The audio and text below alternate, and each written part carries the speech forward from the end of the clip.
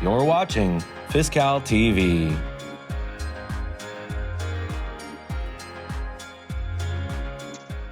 Good afternoon. Welcome to Fiscal TV. I'm Jim Caselli. Thank you for joining us.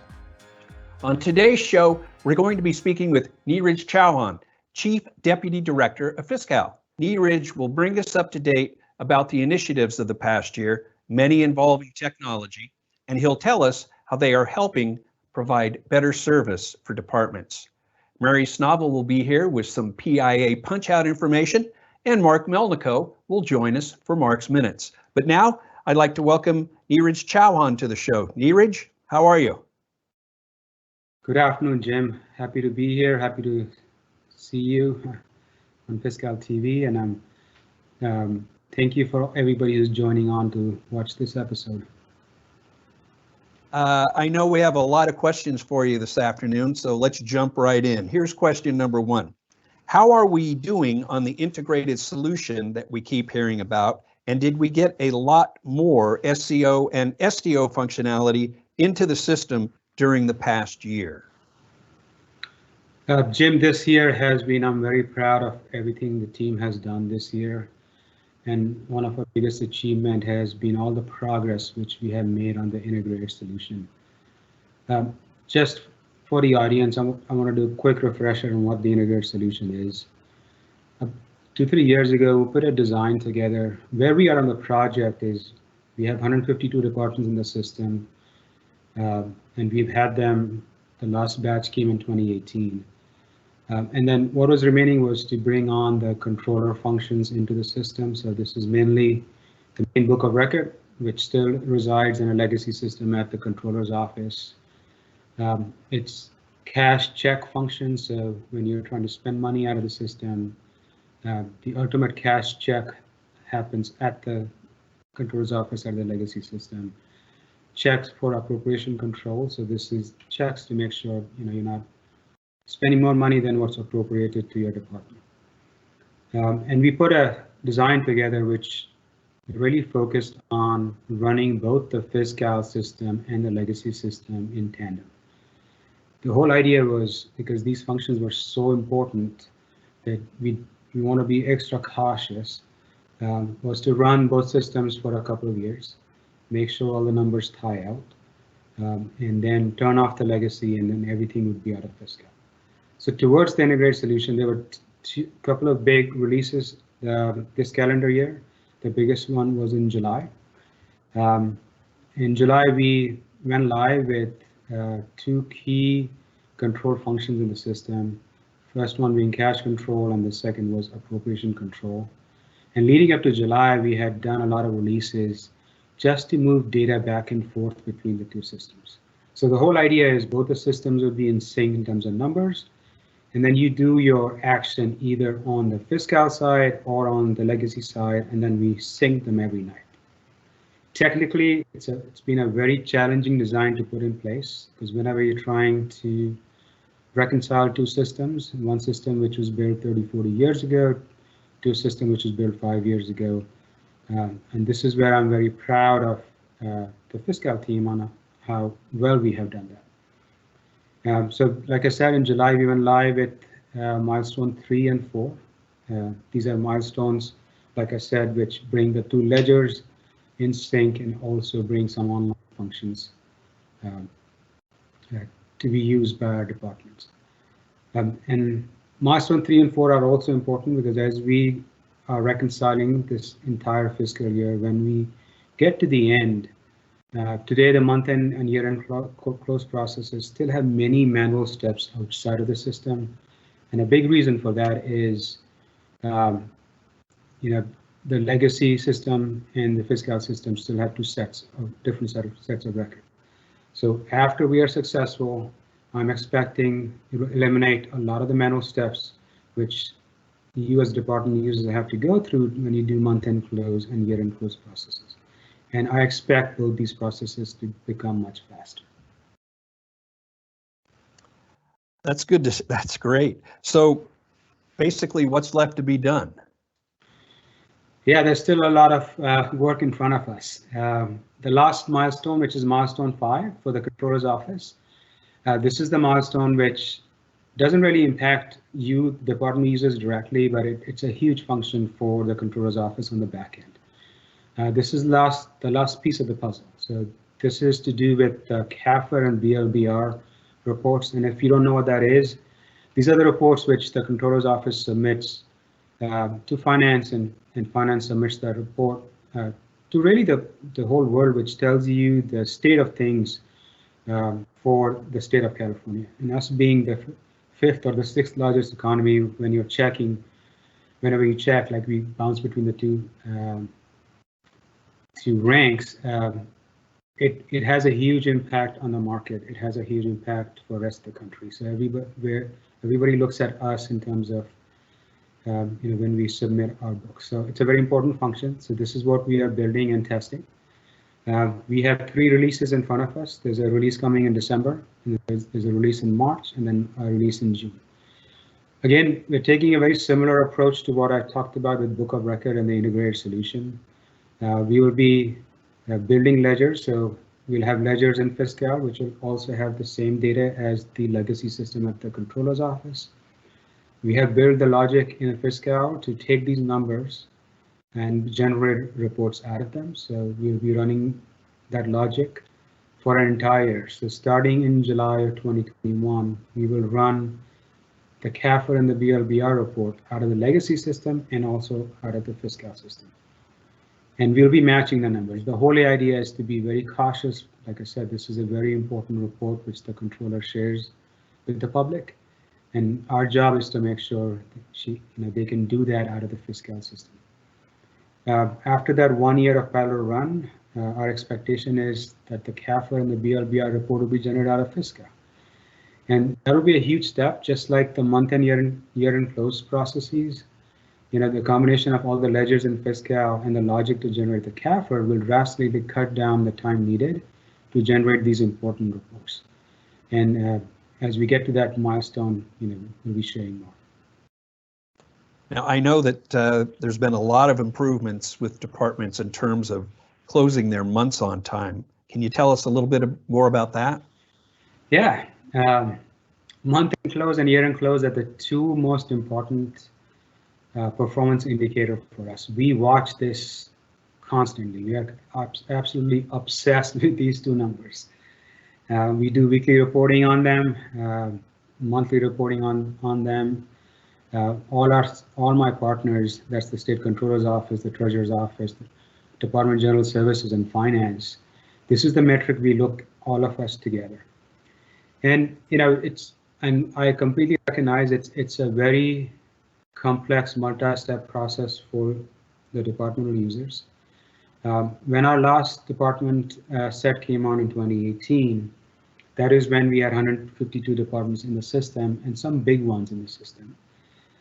So the first couple of years, so this is the fiscal year 18, 19, 19, 20, we always expect the departments to go through a change management cycle of learning a brand new system, brand new processes, and then the complexity of not having the controller's legacy system in Fiscal yet. Like I said, there were a lot of manual steps in the middle. But I can tell you the amount of effort the departments have spent. So I want to thank you for taking all the training. I want to thank you for dedicating weekends and long hours. I want to thank you for working with us on, the system is not perfect. So, if there were issues with the system, you have worked with our service center. There's a metric I want to share in July, or in the fiscal year 18-19, we were tracking, we tracked to an October 1st date, even though the 2 dates from the controller's office are much sooner. We were at 55.8% of the departments were done. Just this year, in October of this year, that number is at 95.6%. So that's a huge jump year over year to where we are. And a lot of the success is attributed to the hard work of our joint support teams from Fiscal, the Department of Finance, and the Controller's Office. But like I said, again, a huge thank you to the hard work which is put in by you, the department, to learn and adjust to the new system.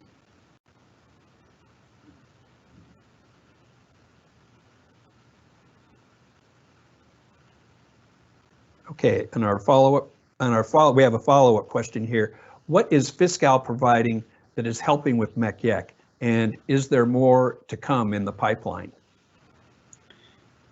Yes, month and year inflows, like I said, this is the single biggest thing we measure ourselves against. Over the years, we've done quite a few things. So first, in terms of support, we have an entire team which activates around the month and year inflows cycle. So we start around April, we start the early planning.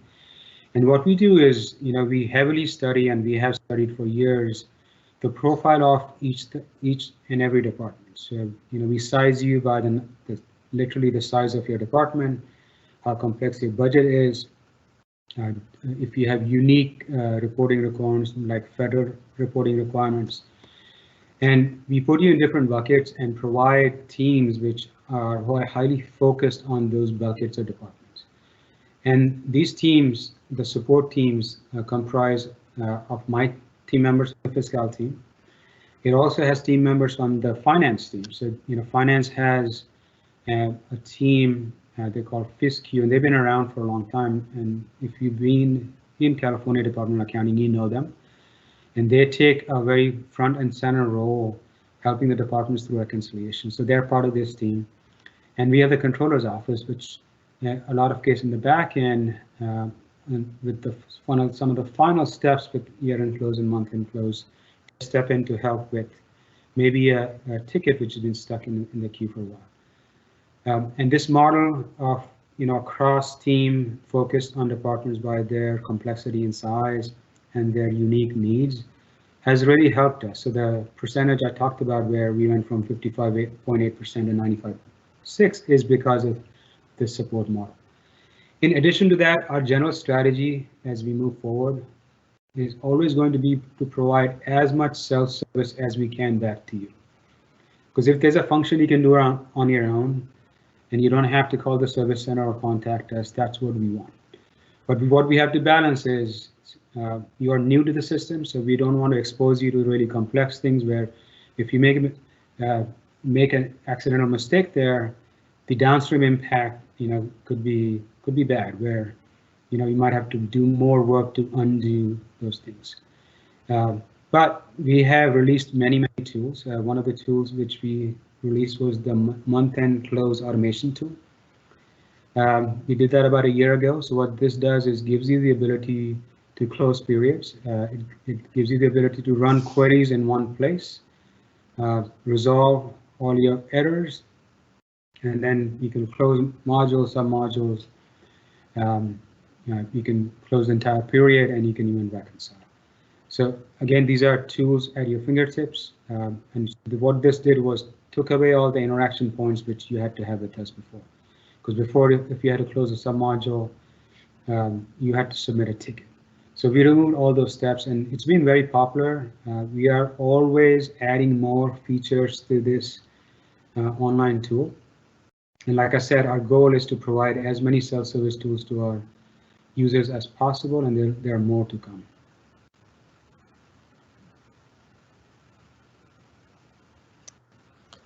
Okay, we have another question here. I know you briefly spoke about training a little while ago, and I know for a fact that departments are very happy with the results. That's obviously, it's harder to do virtually, but it seems to be working out pretty well. Can you give us an idea of how we're doing with that? Yeah, I think we're doing very well.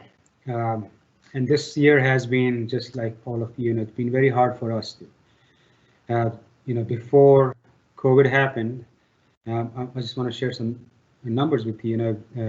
There are a couple of ways we train our folks. So you can always go to the University of Fiscal and take training at your own pace. And this is really for the brand new people coming onto the system, and we realize that does not fit the need for everybody in the system. So if you've been in the system for a couple of years, or you've been in the system longer and are very familiar with statewide accounting, we launched a couple of years ago instructor-led training and just-in-time training. So we have over the 2019 calendar year and the first half of 2020, we did 512 of these user support labs and instructor-led trainings. More than 64 departments and 1,300 users. But then when COVID happened, our entire infrastructure was built towards you scheduling these classes, coming in person to a classroom, us teaching you, and then you can ask live help, right? So that just was impossible to do with the COVID lockdown. This is right starting in March. So very quickly, my training team had to pivot and figure out new ways of teaching people. So we invested in all the tools, just like you, we use Teams, WebEx. Zoom is the platform we use for our training sessions. And I'm very proud of the team on how quickly they tweaked the course material. They figured out the online structure, and then we launched that right away. We have done 4 or 5 months of virtual instructor-led training. And a few benefits of the virtual instructor-led training has been, we've been able to have more students in the classroom compared to when you are in person in the class. Just because we didn't have the limitations of a classroom size and all the infrastructure required to have you on. So in some cases, we went from having 10, 15 people in a classroom to maybe 40 people online. And then we did things like, and trying to engage you through an online class is also difficult. So we had to retailor the coursework where we could tailor it to your needs, where you're taking the training from home, things like breaks and doing online quizzes and doing polling. Those are the things we introduced. And I can tell you these have been very popular. We only plan to expand this more and more. We'll be expanding it to a lot more modules. We're looking at the new functionality coming from the controller's office and doing virtual instructor-led training for that. And our, the town halls, which used to attend in person, has gone virtual. Our forums are virtual, and again, we can benefit from a lot more people attending, which are not limited by the space. And Fiscal TV is a fantastic example of something we've done which has been very popular. We have also internally for training, this was a focus last calendar year, and this year kind of came around. We had reorganized ourselves internally so we can get the right team member and staff member together so we can get content and course material to you much faster. And we could have people working in similar modules develop content much sooner. So that's happened. We are also actively working on a new software training platform that will be the new version of University of Fiscal. And in the coming months, we'll be sharing more information. So please stay tuned because there are some exciting announcements coming around the new software platform for training.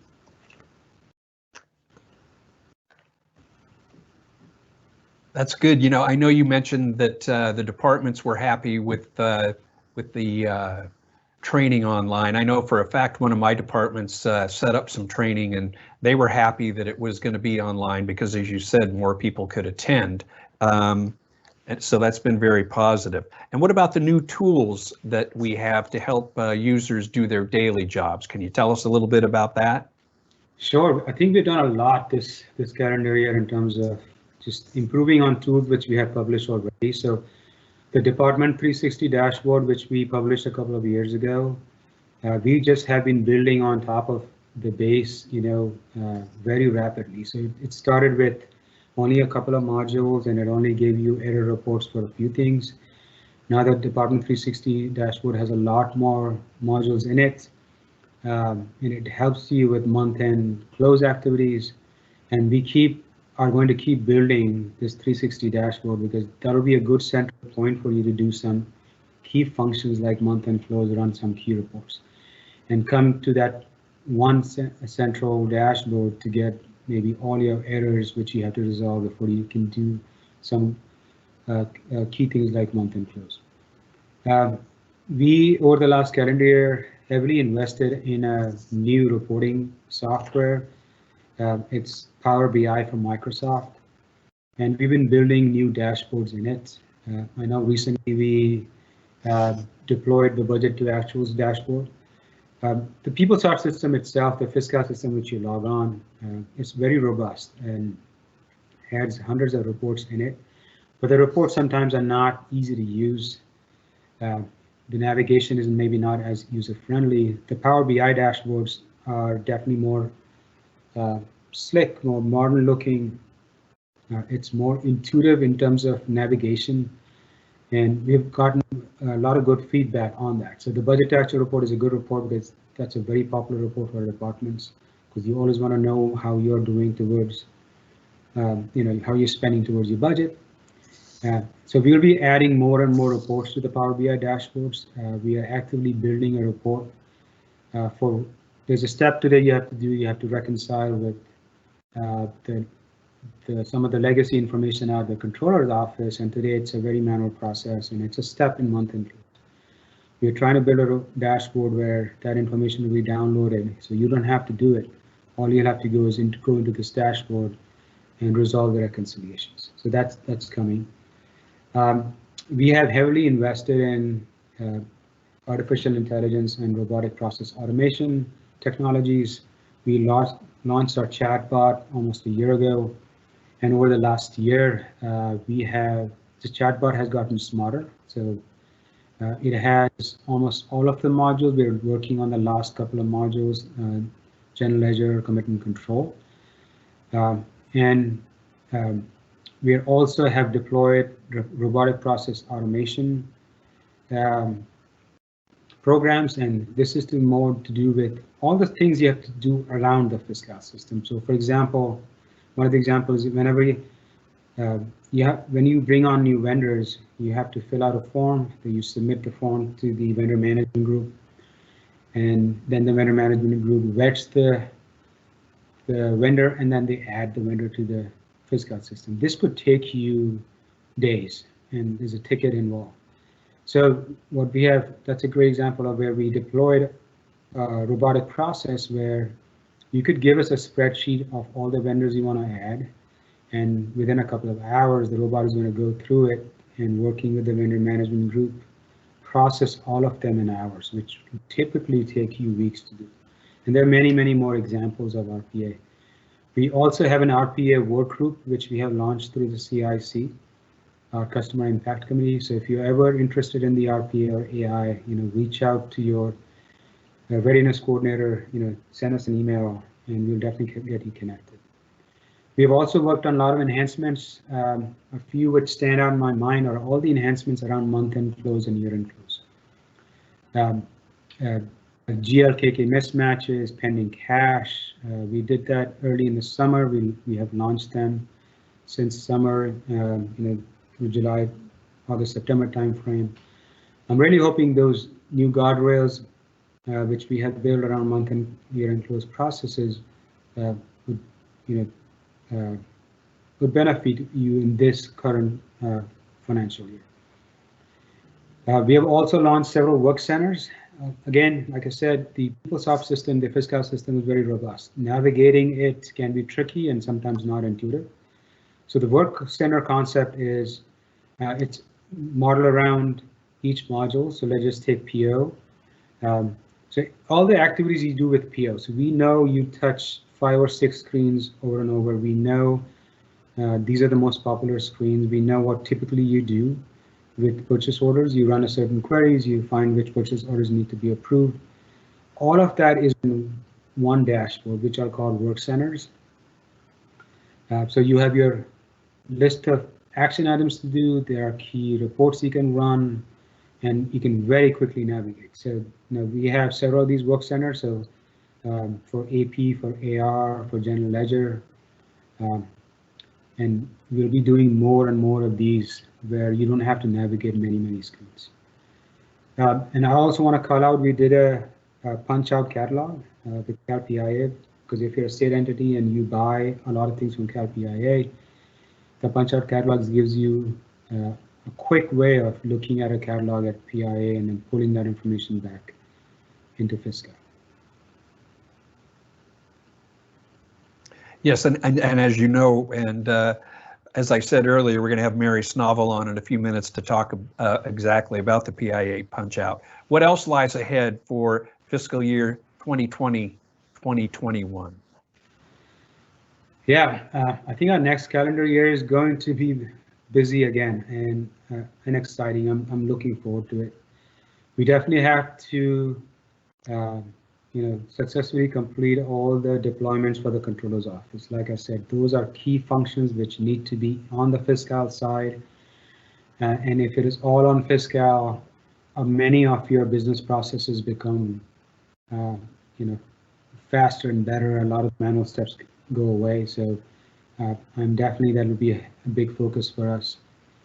We'll be again heavily focused on the system enhancements. You can expect us to deliver a lot of the requests you have submitted. We're actively grooming that list. I have my entire actually executive team, which meets on a regular basis. This includes all the partners, where we groom the list, and we are intimately involved with the request you have submitted, all the enhancements which we can be doing to make your life easier. So that does not stop. Just because you're working on the controller's office project functions, that's at the house. I expect it to be another bumper year in terms of producing a lot of enhancements. We'll continue to do more with AI and robotic process automation. Like all of you know, if you buy anything at home or you interact with any support center from home, whether it's AT&T, Comcast, Amazon, Apple, that is how services are delivered. So, we are going to keep doing more and more of that. We'll be introducing new ways for you to interact with our service center. So today you can submit a ticket, you can call us. We want to expand that to texting, right? So you can do online chat with a service center agent and hopefully get your answer on an online chat, so you don't even have to start a ticket. So we're trying to figure out where we provide this to you through different channels, and then all the different systems in the back end talk to each other. So if you have submitted a ServiceNow ticket and you're on our FizzBat robot asking questions, our goal is to figure out how we can tie the two things together, because we know you as a user, we know your activity in the system. So we want to make sure you don't have to explain yourself from the beginning. We want to make sure that we pick up exactly where you stopped, right? So we want to know which screen you were on. So we'll be heavily investing more on this technology and making our robot smarter, and also figuring out more channels for you to interact with. Our Fiscal Learning Center, so this is what I talked about. We have reorganized our teams internally to figure out how we can best develop content quicker and faster for you. And like I mentioned, we are working on a new software platform where you could use that for training. The software platform which we have picked is Cornerstone, and we did some research. It's one of the industry leading software for training, and that's the software we are building our platform on, and there's more to come.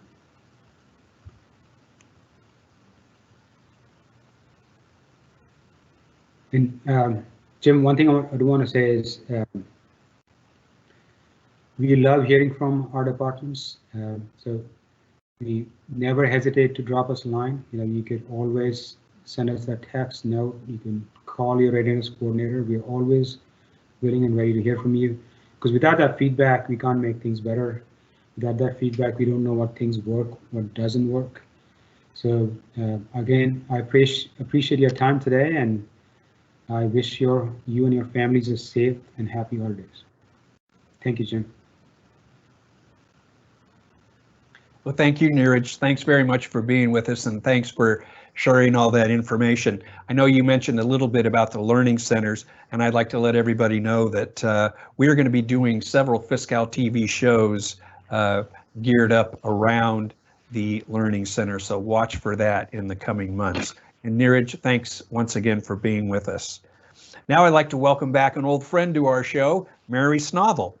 Mary has been with Fiscal for 12 years and is the DGS Fiscal Procurement Lead. She's here to talk again about the PIA Punchout. I say again because for those of you that watched the forum, we went over this.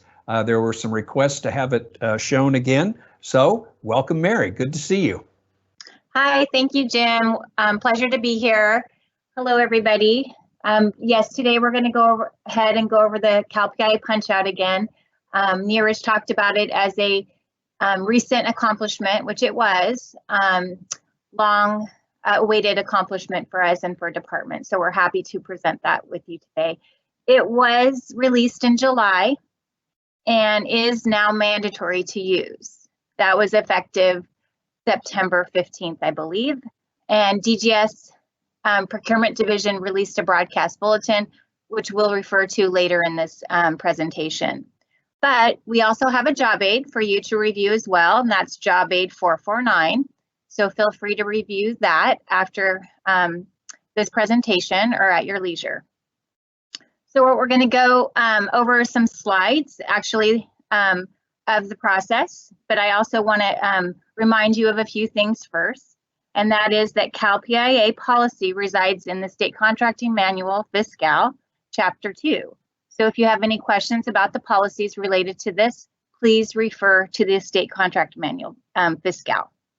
This process is strictly for CalPIA standard goods only, so your non-standard goods and services are processed as they always have been. So if you have any questions about that, you can contact CalPIA, get your quote, and enter that information directly into Fiscal via the PO with your quote attached. So you don't have to use this functionality for that. Again, it's just for your standard goods. Rec lines, when you're creating your rec lines for this CalPIA Punchout to CalPIA, CalPIA will be defaulted as the supplier. And those that are approved and budget checked will be automatically sourced to a purchase order on a nightly Fiscal batch process. So once they're approved and budget checked by your department, they will be auto-sourced.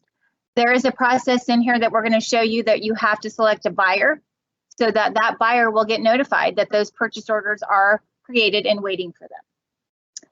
Those purchase orders will be available to process by that buyer on the next business day. So let's go ahead and go through these slides now.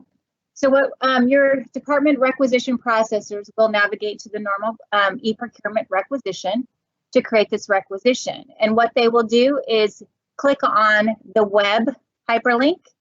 Once they've clicked on that, they will click on the link under merchant that says CalPIA website. That will take them directly, punch them out. That's why we call it a punch out, but take them directly to the online CalPIA store where they will be doing their shopping. This is exactly as it was before Fiscal. So you are actually on CalPIA store now shopping. Nothing has changed here. So you're going to go ahead and browse. Today we're going to look for furniture.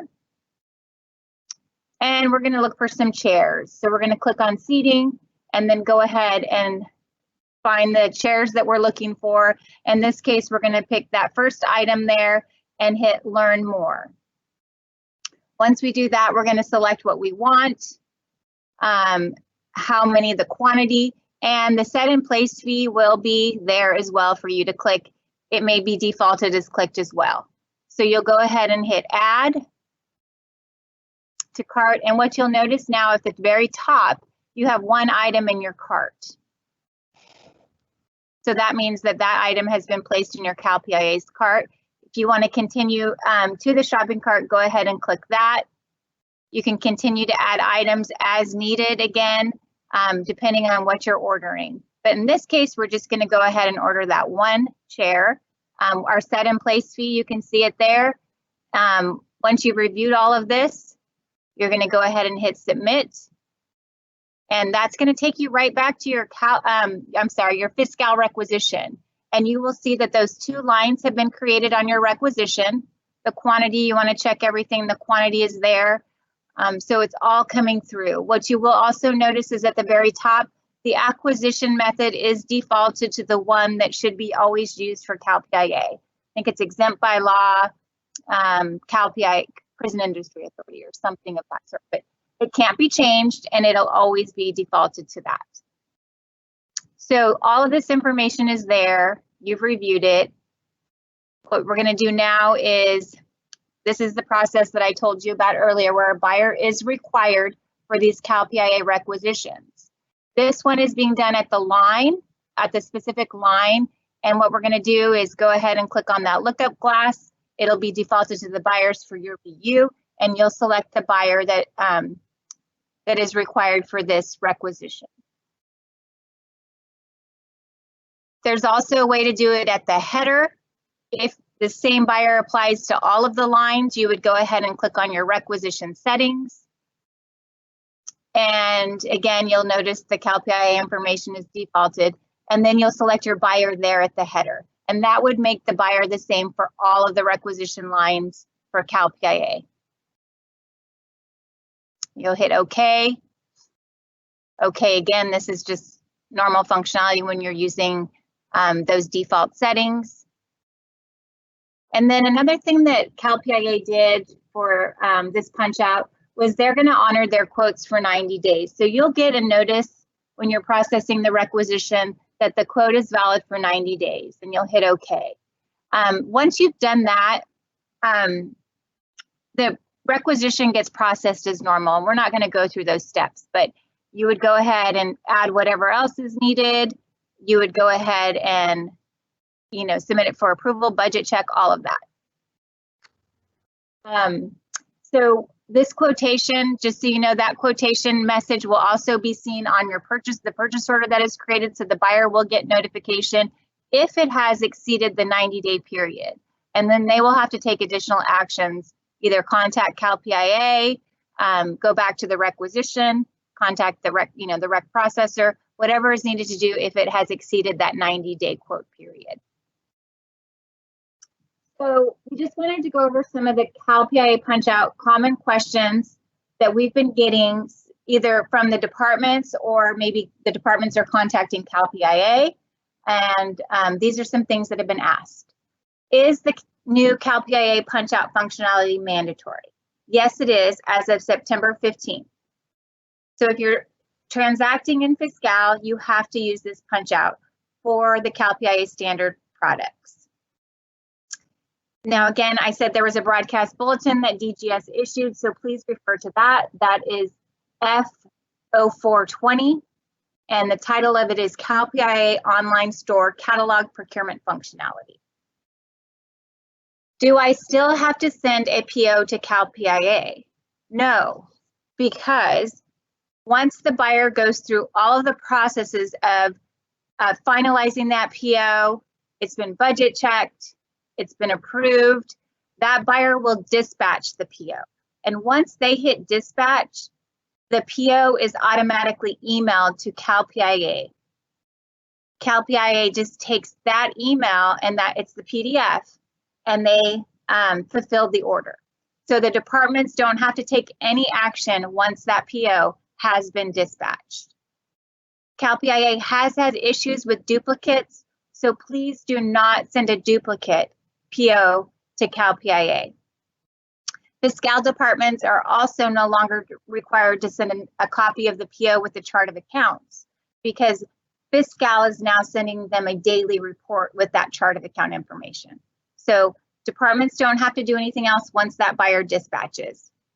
The buyer will also be getting this next question: do buyers get a copy of the PO that is dispatched to CalPIA? Yes, that was recently added.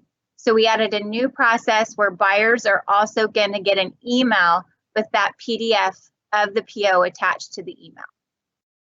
Again, another note, we ask that buyers, please do not redispatch those POs. Once they've been dispatched, do not redispatch them, because that will cause a duplicate PO to CalPIA.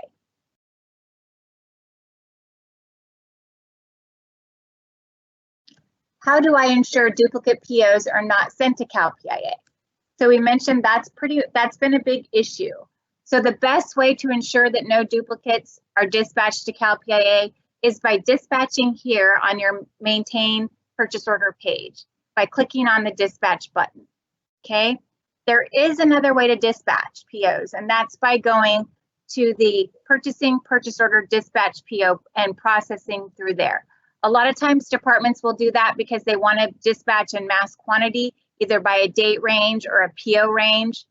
But when it's done like that and buyers have dispatched through the normal maintain purchase order page, then that will cause duplicates. because that date range or that PO range may already have POs that have been dispatched. So we recommend that departments have one process, whether it's here on the maintain purchase order page or the dispatch PO page for dispatching POs. And it is a buyer's responsibility to ensure that POs have not been dispatched prior, and they're being dispatched appropriately. Another common question we've received is, how do I send attachments to CalPIA? So this functionality has not changed, and it's the same as it is for any PO where you need to send attachments to the supplier.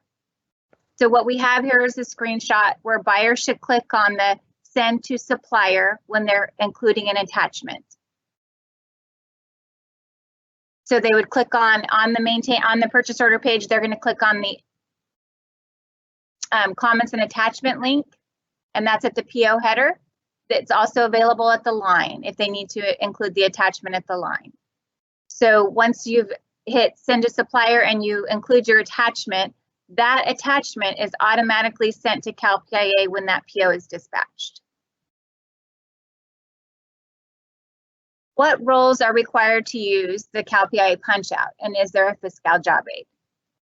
So the roles required and the training on this new process are available in that job aid.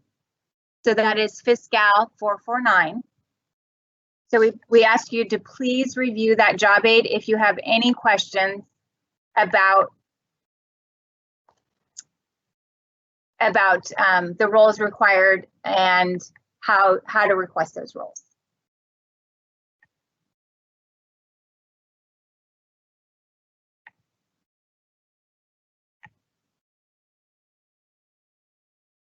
Okay, Mary, thanks very much. It's I'm glad that you were able to go over those questions.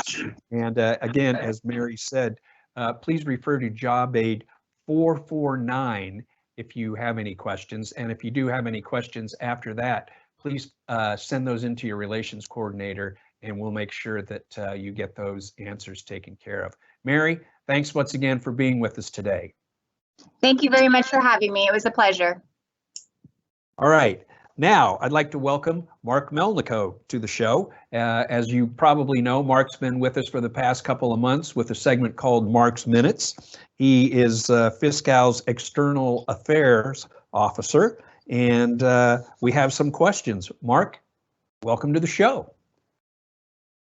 Hi, thank you, Jim, and hello, everybody. I should explain, we've been running a FisFacts feature in our Focus newsletter each month, and it's a Q&A on topics of interest that come to us from the Fiscal Service Center. And so today we want to answer a couple of queries that came last month. And I think, Jim, you're going to ask the questions, is that right? And then I'll answer.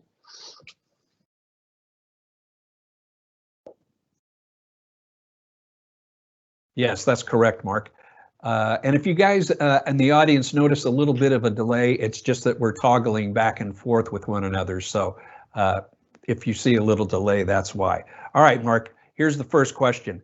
How can I query a list of Power BI users? I have been using PeopleSoft Query ZZ user role lookup to identify user roles. However, I do not think this query displays Power BI roles. Yeah, that's right. And a list of Power BI users can be obtained in one of two ways. A department requester or department authority or designee, which is called a DAD, can request the information via a ServiceNow case, or you can just review the annual DAD user validation report that Fiscal sends out yearly to all the DADs.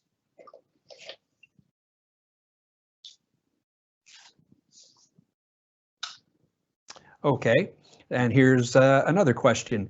If a check is sent to a particular carrier in January 2020, but the check is still outstanding, how long would this check stay valid before becoming void? So a state controller's office issued warrant will remain outstanding until one of the following occurs. And there are several things here.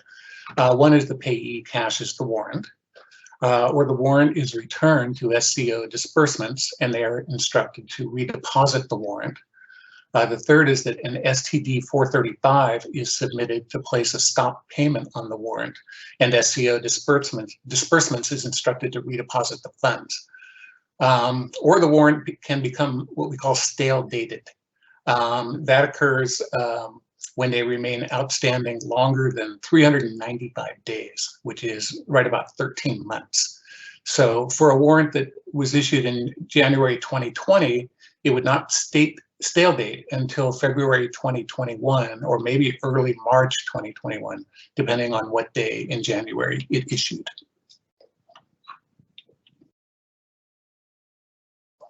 Okay.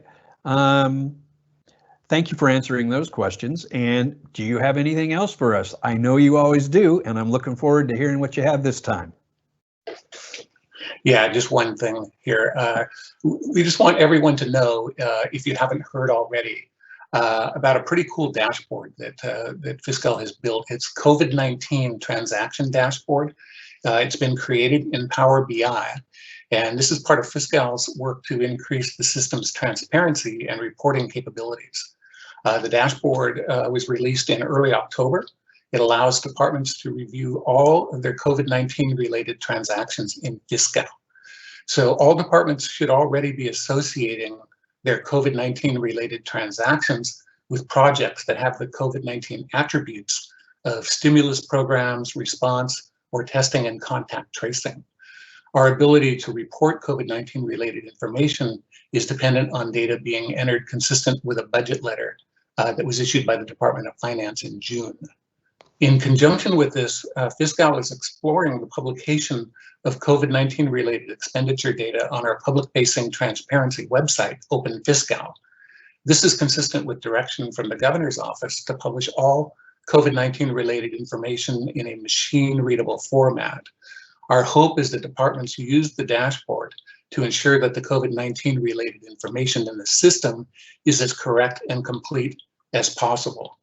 And Jim, I know that there's a real impetus to do this. No final decision has been made, but it would be a really great use of the Fiscal system to let the public understand where all of this COVID-19 spending is going. So that's all I've got for today, Jim. Mark, thanks very much. It's always great to have you with us. I'd also like to thank Neeraj Chauhan and Mary Snovel for being with us today. But most of all, as always, I'd like to thank you for being with us.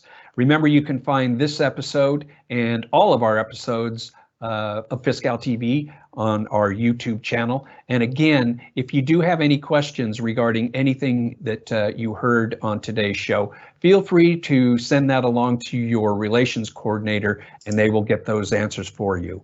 I'd like to thank you for being with us today as well. And I certainly, as always, want to thank our Fiscal crew for making this happen. And we all want to wish everybody a safe and happy holiday. And we will see you next month on Fiscal TV. Thanks again for being here today.